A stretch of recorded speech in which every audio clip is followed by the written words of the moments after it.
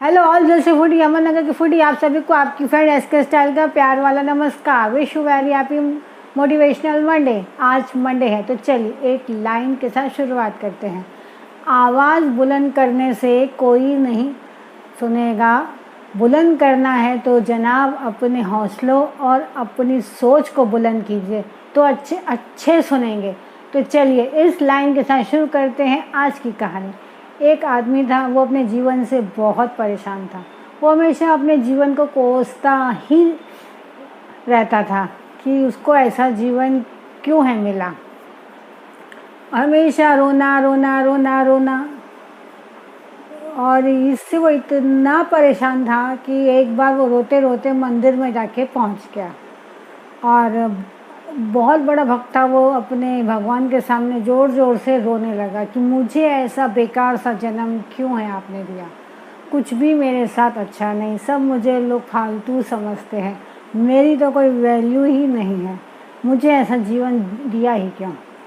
वो इतनी ज़ोर ज़ोर से वो अपने जीवन को कोस रहा था कि उसके आंसुओं की वजह से भगवान को भी दर्शन देने पड़े। कहते हैं ना कि अगर आंसुओं में ताकत हो तो भगवान को भी नीचे आना पड़ता है।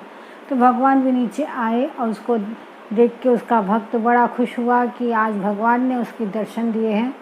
तो उसके भगवान ने बोला, क्यों बेटा इतना अच्छा जीवन दिया है, क्यों हमेशा अपने जीवन से तुम नाराज़ रहते हो, क्यों मुझसे आखिर ऐसा कौन सी कमी हो गई जो मैंने तुम्हें नहीं दिया। तो बोल रहा, कौन सा जीवन दिया है आपने, ये भी कोई जीवन है, इससे अच्छा तो अब नहीं देते, वो ज़्यादा अच्छा था। कोई मेरी वैल्यू ही नहीं करता है, कोई मुझे कुछ समझता ही नहीं है, मेरा जीवन बहुत बेकार है, मुझे इसको ख़त्म करना है। तो वो ईश्वर उसको बोलते हैं, रुक जाओ बेटा रुक जाओ, ऐसा नहीं बोलते।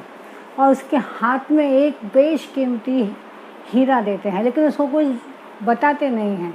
उसको लगता है कि ये कोई मामूली सा पत्थर है, और उसके हाथ में वो देते हैं और उसको बोलते हैं, जाओ इसकी कीमत पता करके आओ पूरे बाज़ार में। तुम्हें जिस व्यापारी के पास भी जाना है जाओ और इसकी कीमत पता करके आओ, लेकिन याद रहे इस पत्थर को बेचना नहीं है। ये पत्थर तुम्हें वापस शाम तक मेरे पास लाना है। लोगों ने तुम्हें क्या जवाब दिए ये मुझे बताना है। तो वो बोलता है, इससे क्या होगा। बोलते, जितना मैं बोल रहा हूँ बस तुम उतना करो, पहले ये पत्थर लो, बाज़ार में जाओ, तुम्हें जितने व्यापारियों के पास जाना है इसकी कीमत पता करके शाम तक मेरे पास आओ।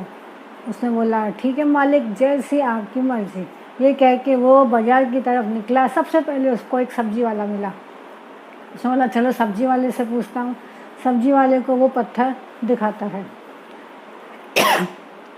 सब्ज़ी वाला पत्थर को गौर से देखता है और बोलता है, इस पत्थर का मैं क्या करने वाला हूँ भाई। ठीक है, एक काम कर, तू इसे बेचने आया है, पहली बार बाज़ार में दिखा है, ज़रूर कोई ज़रूरतमंद है। ऐसा कर, तू एक कुछ आलू, कुछ प्याज, कुछ टमाटर यहाँ से लेके जा। उसने बोला, जी शुक्रिया। और ये वो कह के उससे वो पत्थर वापस लेके वो आगे बढ़ा। आगे वो एक फल वाले के पास जाता है। वहाँ फल वाले को भी उसने वही सवाल किया कि सर आप पत्थर लेंगे। तो वो पत्थर देख के वो फल वाला बोला, मैं क्या करने वाला हूँ, ठीक है तुम बेचने आए हो तो ठीक है, एक काम करो, तुम एक आम की बोरी उठा के यहाँ से ले जाओ, इससे ज़्यादा मैं इसकी कीमत दे नहीं सकता। उसके बाद वो और आगे गया, कपड़ों के व्यापारी के पास गया। कपड़ों के व्यापारी को उसने वो दिखाई। तो कपड़ों के व्यापारी ने बोला, भाई ये पत्थर तो मेरे काम का है नहीं, लेकिन तुझे देख के ऐसा लग रहा है कि तू कोई शरीफ बंदा है, और तू एक काम कर, तेरे को जो भी अच्छा लगे वो कपड़ों का थान अपने लिए ले और अपने लिए अच्छे से वस्त्र सिलवा ले। उसने वहाँ से भी पत्थर वापस लिया और आगे निकला, क्योंकि पत्थर उसको वापस करना था। वो पत्थर वहाँ से लेकर निकला। फिर उसने एक सोनार की दुकान देखी, सोनार के पास गया, सोनार देख बड़ा गौर से देखने लगा उस पत्थर को। ज्वेलर था वो, तो उसने बहुत ध्यान से देखा और बोला कि भाई देख, मैं इसकी 50 लाख से ज़्यादा इसकी कीमत दे नहीं सकता। अब तो आदमी के होश उड़ गए, कहाँ उसको 1 किलो आलू और 1 किलो आम मिल रहा था, और कहाँ उस पत्थर के उसको 50 लाख मिलने लगे। उसने बोला, नहीं नहीं, मुझे 50 लाख नहीं चाहिए। बोला अच्छा ठीक है, तुम इतना ज़िद कर रहे हो तो मैं इसके 1 करोड़ दूंगा। 1 करोड़ से ज़्यादा मैं 1 रुपये नहीं दूंगा। अब तो उस आदमी के होश ही उड़ गए कि इस पत्थर में ऐसी क्या बात है कि लोग इसको 1 करोड़ में लेने को तैयार हैं। उसने यहाँ वहाँ देखा और मन ही मन सोचने लगा कुछ तो है इस पत्थर में। फिर वो उसकी लालच और बढ़ी। अब वो किसी छोटे मोटे व्यापारी के पास नहीं गया, शहर के सबसे बड़े डायमंड व्यापारी के पास गया, जिसका काम ही था हीरो को तराशना और बेचना। उसकी दुकान पे पहुंचा और उसको भी वो पत्थर उसने दिया कि मालिक ये हमको बेचना है, इसकी सही कीमत मुझे बता दो। वो व्यापारी था, बहुत शानदार व्यापारी था। उसने बहुत गौर से उस पत्थर को देखा, कई मिनट कई घंटे उसने लगातार उस पत्थर को तराशा और उसके बोला भाई तुझे पत्थर कहाँ से मिल गया, मैं खुद को और इस दुकान को भी बेच दूँ ना तो इसकी कीमत मैं नहीं लगा सकता। ये इतना बेशकीमती हीरा है, ये पूरी दुनिया का सबसे बेशकीमती हीरा है, इससे ज़्यादा कोई महंगा आज तक हीरा और कोई चीज़ इस दुनिया में बनी नहीं है। ये तू लाया कहाँ से है? अब तू लाया है तो एक काम कर, तू क्या लेके ये मुझे देगा? बोलता है नहीं सर मुझे माफ़ कीजिए, मुझे बेचना नहीं है, मैं तो ऐसे ही पूछ रहा था। ये सुन के उस व्यापारी को आता है गुस्सा, क्यों तू मेरा टाइम पास कर रहा था क्या? मैं क्या फालतू हूँ यहाँ पे? चल निकल दुकान से। अब वो आदमी को भी कोई तकलीफ़ तो थी नहीं, क्योंकि अब तो उसका काम हो चुका था। उसको उस हीरो की, उस पत्थर की सही कीमत उसको समझ में आ चुकी थी, लेकिन उसको ये समझ में नहीं आ रहा था कि उसके भगवान ने उसको ये पत्थर क्यों उसके हाथ में दिया, वो आखिर क्या मुझे बताना चाहते हैं।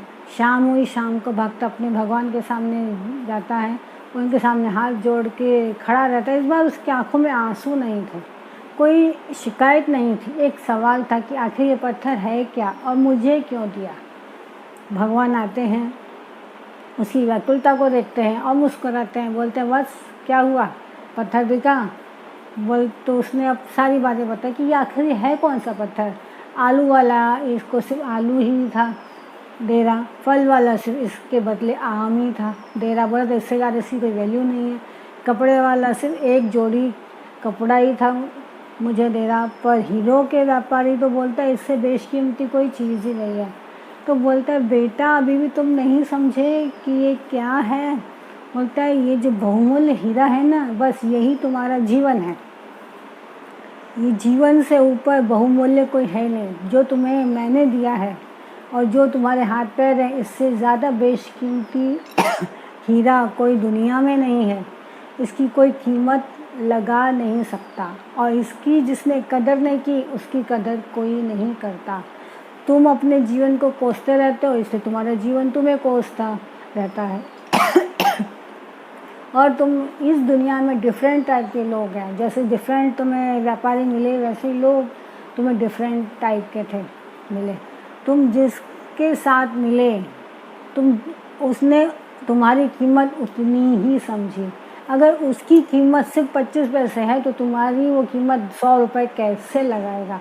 उसकी खुद की तो कीमत 25 पैसे थी। मतलब उसकी सोच इतनी छोटी थी कि वो तुम्हें बड़ी पद पे या बड़ा तुम्हारे लिए अच्छा वो सोच ही नहीं सकता।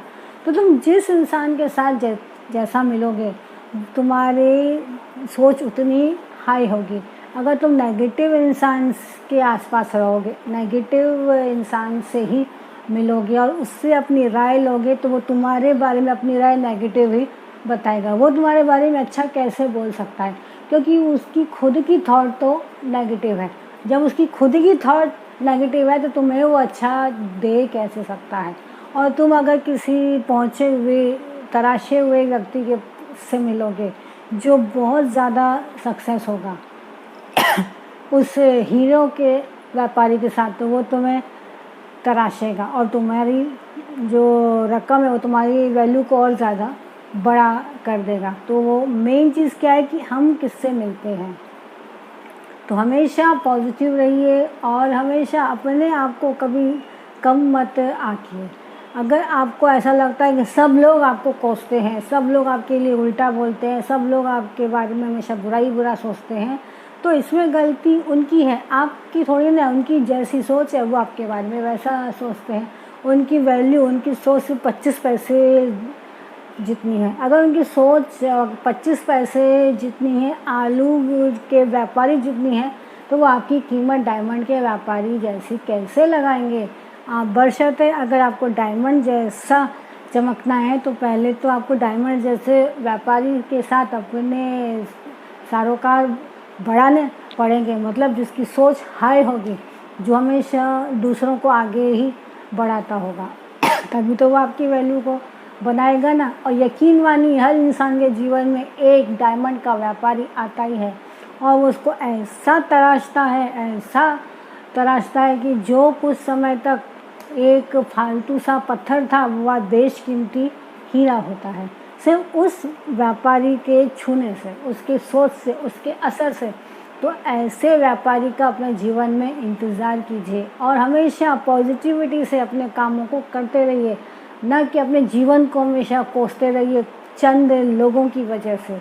ये जीवन आपको चंद लोगों ने नहीं दिया है, ये जीवन आपको ऊपर वाले ने दिया है, और ऊपर वाले का उद्देश्य उन चंद लोगों को क्या पता वो कौन होते हैं आपको डिसाइड करने वाले कि आप कैसे हैं। बल्कि वैल्यूबल तो ये होता है कि आप खुद के बारे में क्या सोचते हैं। जो आप सोचते हैं वैसा आप बन के दिखाइए। तो जो वो चंद लोग हैं जो आपके लिए उल्टा बोलते हैं, वो एक ना एक दिन उनको चुप होना है, उनकी बोलती बंद होनी है। उम्मीद है कि आपको ये कहानी पसंद आएगी, क्योंकि ये जो कहानी आज के जीवन से ही है, और हमारे में से आज इतने लोग इस नेगेटिविटी का शिकार हैं कि कुछ करना भी चाहें तो वो कर नहीं पाते। तो इस नेगेटिविटियों को साइड में रखिए, और जो जितने भी पॉजिटिव हैं, जिनसे मिलना आपको अच्छा लगता है, उनकी तरफ अपना हाथ आगे आप बढ़ाएं। देखिए कि वो आपको कहाँ से कहाँ पहुँचाते हैं। ओके दोस्तों, और मेरी पूरी टीम आपसे यही गुजारिश करती है, कर दिखाइए ऐसा, करना चाहे कोई आपके जैसा। अगले हफ्ते फिर मिलेंगे एक नई स्टोरी के साथ। तब तक अपना ख्याल रखें। बाय।